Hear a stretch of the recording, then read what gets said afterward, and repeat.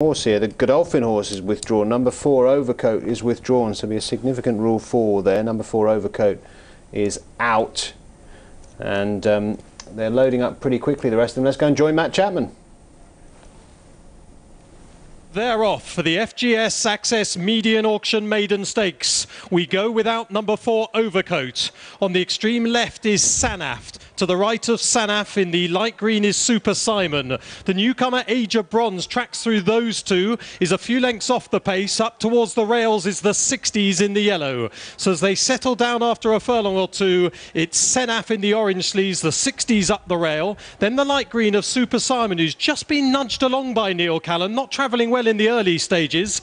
Diva Cavallina is in the emerald green. The pink sleeves is Rio Cato pushed along. Age of Bronze is out wide in the white silks. Then towards the rear is Double Jeopardy, and Lawful in the first time blinkers also towards the rear. They head towards the 3 furlong pole. Senafee the 60s from Super Simon pushed along. Diva Cavallina. Lawful travels really well. What will he find with the blinkers? Then a gap to Diva Cavallina is dropping away. Double Jeopardy's got a lot to do. Age of Bronze is towards the left out wide, but a long way off the pace with Rio Cato, and Diva Cavallino's now last. But up front it's Senafee, who ran much better on the second start than the first, and is running even better on the third start. Senafee inside the final furlong, chased through by Super Simon, who's never really been going today. The Chesham form's not being upheld by the 60s in third, but an impressive winner, Senafee. Seb Sanders and Marco Botti beats off Super Simon, then the 60s. Rio Cato ran on a distant fourth. Double Jeopardy, Lawful dropped away but travelled well.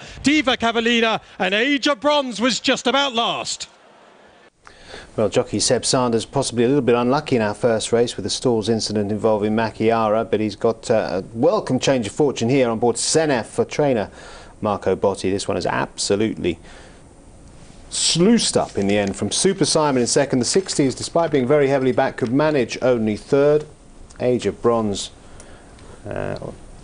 well held throughout this contest. It's a nice performance from Senafee in the end. John's really stretched away.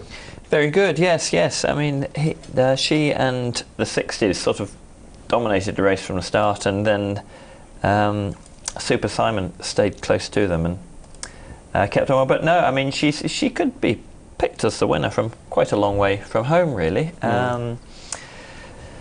The 60s probably didn't really do himself any favours. He was keen enough through the first 2 or 3 furlongs. He was really tugging at the rider.